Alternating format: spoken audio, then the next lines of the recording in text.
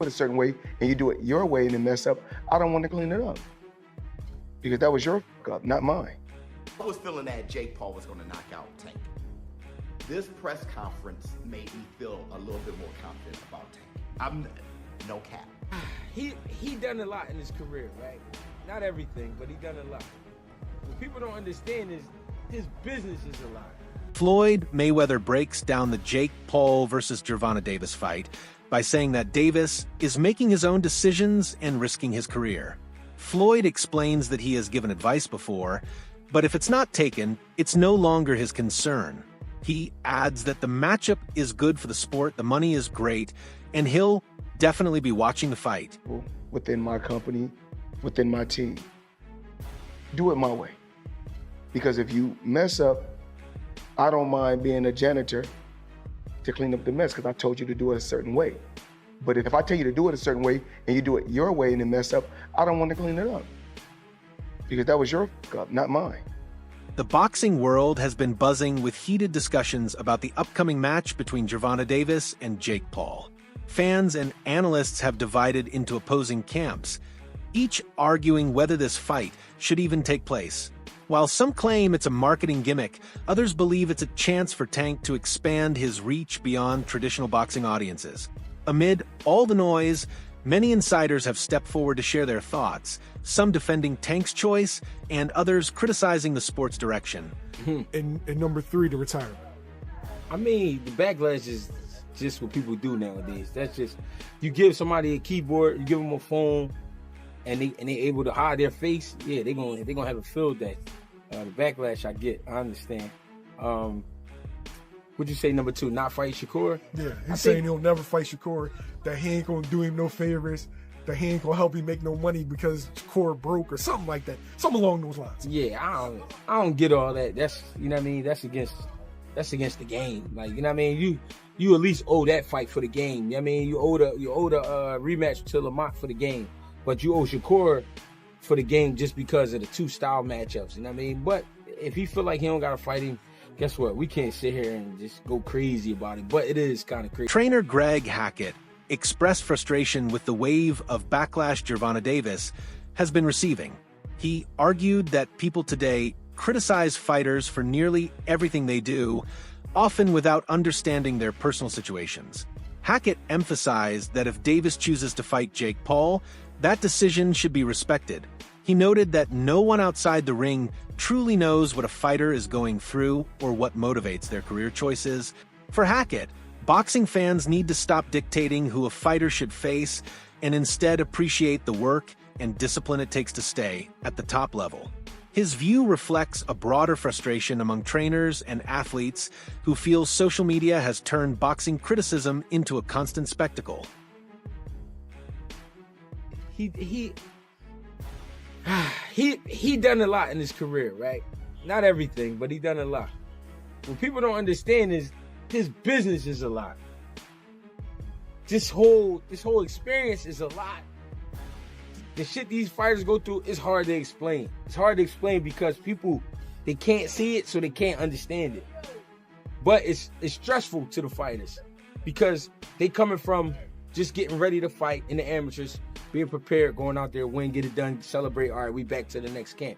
To now, marketing. You're talking about marketing. You're talking about lawyers. You're talking about all this shit that you just never imagined. You're like, why do I have to deal with all of this shit? People trying to keep money coming in, so they trying to come up with bright ideas. At the same time, you got a lot of people trying to get from you. Another major discussion has centered around sports analyst Max Kellerman, whose commentary has drawn significant backlash. Many boxing analysts accuse Kellerman of being overly biased, especially toward fighters like Gervonta Davis. In several of his recent appearances, Kellerman dismissed Tank's achievements, suggesting that he had never been a true champion in his weight division or accomplished anything particularly notable. These comments didn't sit well with analysts who argued that Kellerman's take ignored the reality of Davis's impressive record and knockout power. Critics believe Kellerman's analysis reveals a deeper bias in boxing media, one that undervalues younger stars while overhyping spectacle-driven narratives. This debate highlights how perception and favoritism continue to influence how fighters are judged in the public eye. Because Max Kellerman is full of nonsense. Max Kellerman claims that Gervonta Davis was never a champion, that we've never been a period of time when we looked at Gervonta Davis and said Gervonta Davis is the man in that weight class. Bunch of other ridiculousness pouring out of the pie hole of Max Kellerman. Max Kellerman is one of the most biased, bought and paid for journalists that there is in the sport of boxing, and to have him back talking again on and giving his opinion again about the sport of boxing, I promise you is not a good thing. But let's analyze what he had to say about Gervonta, that Gervonta was not ever a champion. That is ridiculous because Gervonta Davis was a champion for the IBF at 130. He was a WBA super champion at 130. He is currently the reigning WBA champion at 135, and there is no other champion in the division for the WBA at the moment. He is the only WBA champion that there is at 135. He had a portion of a secondary. The title at the time he won it at 140 was a secondary title. So if you do not want to count that, I don't know why you wouldn't, seeing as everybody else counts that belt. But okay, fine. He's a 2-division world champion. That is more than zero, Max Kellerman. Now, looking at the idea that Gervonta Davis has never been the man in that division is absolutely ridiculous because Gervonta Davis has really been the man in that division the entire time that he's there. Former world champion Paulie Malignaggi has never been shy about voicing strong opinions, and this matchup is no exception. He openly criticized the idea of Davis fighting Jake Paul, arguing that the sport is losing authenticity. According to him, knockouts only carry meaning when they happen between evenly matched opponents. Manufactured fights, he claimed, cheapen boxing and mislead casual viewers into thinking they're witnessing legitimate contests. During his discussion with fellow analyst Chris Algieri, Malignaggi made it clear that while casual fans might find the event entertaining, serious followers of the sport can see through the spectacle. He believes that allowing social media-driven fighters to share the same stage as world-class athletes creates confusion about what real boxing represents. His comments cut deep, pointing to a growing tension between entertainment and tradition within the sport. Knockouts, dude. Knockouts. People like knockouts. They don't care if you're knocking out cab drivers. Look at Jake Paul's career. You can manufacture that though. You can manufacture that though. You can manufacture knockouts. You can't manufacture. To a degree, you can.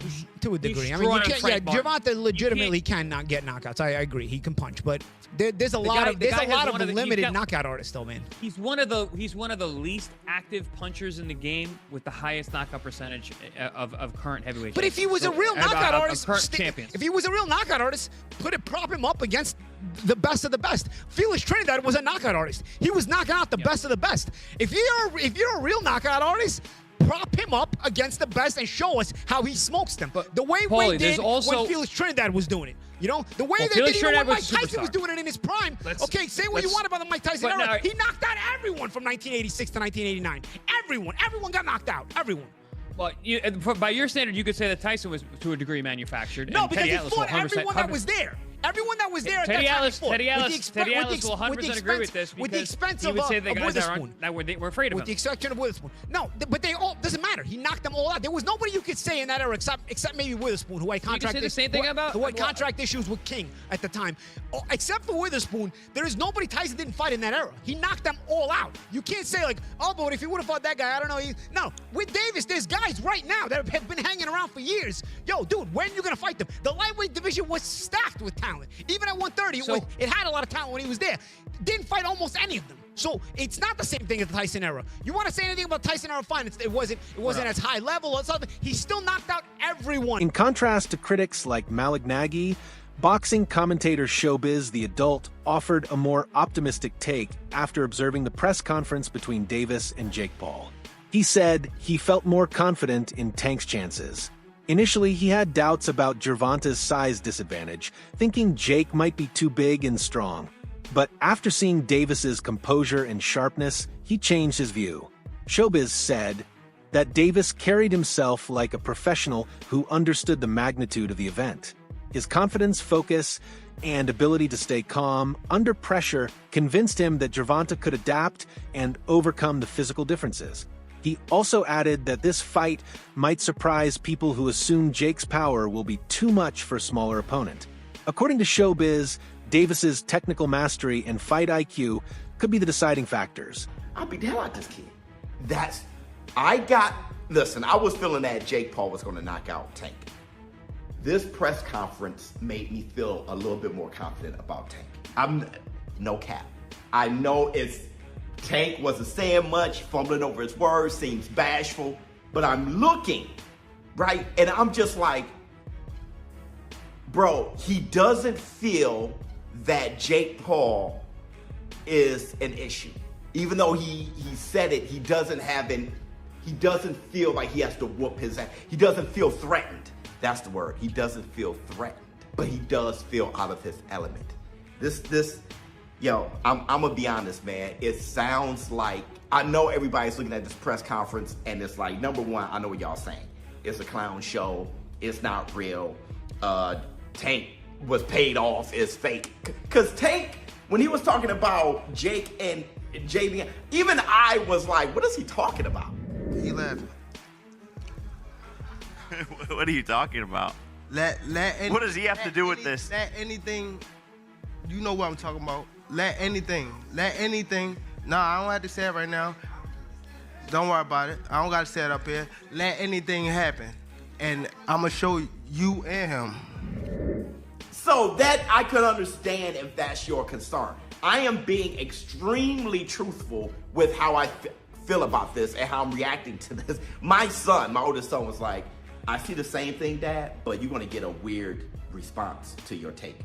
Floyd Mayweather's name has once again surfaced in the conversation, not as a promoter this time, but as a competitor. Reports suggest that Mayweather is now pursuing a potential fight with Mike Tyson, and analysts interpret this as more than just another money grab. They believe Floyd's move stems from a desire to prove that he still dominates the headlines, even after retirement. With all eyes on the Davis versus Paul showdown, Mayweather seems unwilling to let anyone, not even his protege, outshine him. Observers say this is classic Floyd, a man who thrives on attention, competition, and legacy. While Gervonta and Jake are gearing up for their own spectacle, Floyd's rumored fight hints at a larger theme: the constant struggle among boxing icons to stay relevant in a rapidly changing sports landscape. And so many people that are known where you can get somebody and they can sell tickets to events. That's what kicked off the social media influence boxing that Jake Paul was birthed from. Now we're in a vacuum. And so there's going to be a lot of conversation about that and continuing to do that. In this particular video, though, I want to get into the mind of Floyd Mayweather Jr. and why Floyd Mayweather Jr. would do this. There is the money, but there's also the competitive nature of Floyd Mayweather Jr. and him not wanting to have other people think that they're a bigger star than he is. Floyd Mayweather Jr. has not been able to really launch his star outside of the sport of boxing, so he continues to do exhibitions. Now, what I think is that Floyd Mayweather Jr. is announced it at this point in time with Mike Tyson in order to take advantage of the publicity heading into the Gervonta Davis, Jake Paul fight, which is, I do believe, set for November. So now that they have all the publicity and all that stuff coming out from that, he's going to piggyback on it and then try to have it in the beginning of next year sometime and actually make it a bigger event than Gervonta versus Jake Paul. And it probably will be. And the reason that I say that is because of Mike Tyson. Mike Tyson is bigger than Floyd. Let me say Mike Tyson. I think Mike Tyson's bigger than Floyd Mayweather. I still think his name is bigger than Floyd Mayweather, even though I know Floyd has made more money in the pay-per-views. And I think that had a lot to do with, again, social media area and otherwise. But the combination of Floyd Mayweather Jr. and Mike Tyson and the question about what is going to happen in that. Former heavyweight contender Eddie Chambers joined the discussion with a message of caution for those doubting Gervonta Davis. Chambers emphasized that size doesn't always determine the outcome of a fight. He reminded fans that boxing history is filled with examples of smaller, more skilled fighters outclassing larger opponents. According to him, Jake Paul's physical advantage means little when compared to Davis's technique, speed, and ring intelligence. Chambers noted that while Jake has shown improvement over the years, he still lacks the experience to handle a world-class talent like Gervonta. He concluded that underestimating Tank would be a serious mistake, not just because of his power, but because of his strategic mindset and discipline. His perspective added balance to the debate, encouraging fans to focus on skill rather than spectacle. Despite the flashy promotion and entertainment-driven buildup, insiders insist that Gervonta Davis is taking this fight very seriously. Observers who have watched his training camp describe him as focused and intense. Analysts have noted his body language in press events, composed, alert, and determined. For Davis, this fight is not just about money, it's about pride and opportunity. A victory over Jake Paul could earn him massive mainstream attention and further solidify his crossover appeal. Some even argue that Davis views this matchup as a strategic step to expand his audience beyond hardcore boxing fans. While critics dismiss the event as a circus, Tank seems intent on proving that he can balance commercial success with genuine competition. His preparation reflects a fighter who wants to control the narrative rather than be consumed by it. Press conference, and you can just look at him and tell, like, no, this dude he's gonna get this money for sure, because there's so much money out there to be had. But Jake Paul better be not playing around, man. Not get cute, not play any games, don't hit him in the back of the head, don't rabbit punch him, don't do any of that stuff, man, because Mike Tyson, first of all, Mike Tyson, a lot of people think Mike Tyson was pulling punches on Jake Paul, and a lot of people think that Anderson Silva was pulling punches on him too. You're not gonna have a little Gervonta out there pulling punches on you, man, if you're out there playing games. So, I don't like the fight at all. However, as far as it being an entertaining situation, I almost guarantee you that fight itself is going to be entertaining. That it's going to be something that you look at and you're going to say, man, everybody's going to watch it. Everybody's going to want to know what happens in it. But at the same time, it's kind of like what people think, when you see a car crash. Like, you're driving down the road and all of a sudden the traffic gets heavy and you're like, man, I'm going to be in traffic for a long time. And then you drive forward a little bit and then you see, oh man, this is some accident on the other side of the road and everybody just slowing down to watch. That's the type of entertainment that you can expect from this fight between Gervonta Davis and Jake Paul. There's going to be a lot of people watching it, but I gotta say, man, you really can't blame the guy on what he's doing. And there's a lot of criticism flying on Gervonta Davis. It's not Gervonta Davis's fault that boxing took this turn. This turn of these exhibition fights and people not caring about the belts and all of that stuff came with Floyd Mayweather Jr. That's it for today's video. Stay tuned until next time.